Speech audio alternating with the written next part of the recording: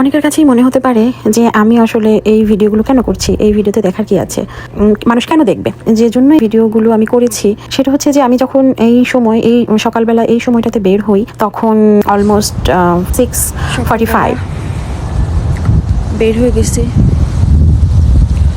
আমার কাজ, যারা আমেরিকা থাকেন তারা অবশ্যই জানেন কোনো কোনো স্টেটে বা এই সময়টাতে আসলে সূর্য ওঠেই না। সূর্য উঠতে 7:30 অথবা তারও পরে সূর্য ওঠে। আমি যখন এই সময়টাতে বের হই তখন আসলে আমার মনে পড়ে যায় আজ থেকে আরও বেশ কয়েক বছর আগের কথা, যখন আমি 9-10 পড়তাম অথবা ইন্টার পড়ছি তখনকার কথা।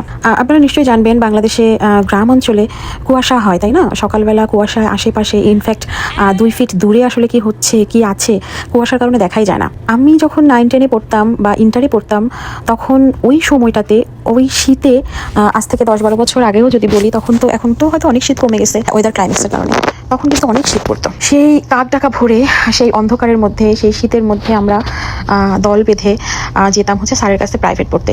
তখনকার সময় না আসলে এই শীতটা বা ওই শীতটা সেরকম করে গায়েই লাগতো না, নাকি আমি জানি না, এক ধরনের মজা কাজ করতো যখন দল বেঁধে আমরা যেতাম। আমার বাড়ির থেকে স্যারের বাসা ছিল প্রায় 2.5 থেকে 3 কিলোমিটার দূরে। আমরা প্রায় 4-5 জন মিলে দল বেঁধে সেই সকালবেলা উঠে এই শীতের মধ্যে হাড়কাঁপুনি শীতের মধ্যে চলে যেতাম স্যারের বাসায় টিউশনি পড়ার জন্য। আমার কেন জানি না ওরকম একটা ফিল হয় সকালবেলা আমি যখন কাজে বের হই।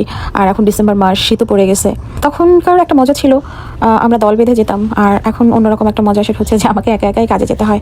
তখন যেতাম লাইফটা গড়ার জন্য, এখন যাচ্ছি লাইফে সারভাইভ করার জন্য, এতটুকুই তফাৎ। তো এই জন্যই আমরা আসলে এইসব ভিডিওগুলো শেয়ার করা বা এইসব ভিডিওগুলো করে রাখা আর শেয়ার করি, যাতে করে এই জিনিসগুলো আমার মেমোরাইজ হয়ে থাকে, স্মৃতিগুলো সময়গুলো ধরে রাখার একটুখানি চেষ্টা আর কি। পরে হয়তো বা যখন দেখবো তখন ভালো লাগবে, আশেপাশে আপনাদের সাথেও শেয়ার করলাম, আপনারাও দেখলেন।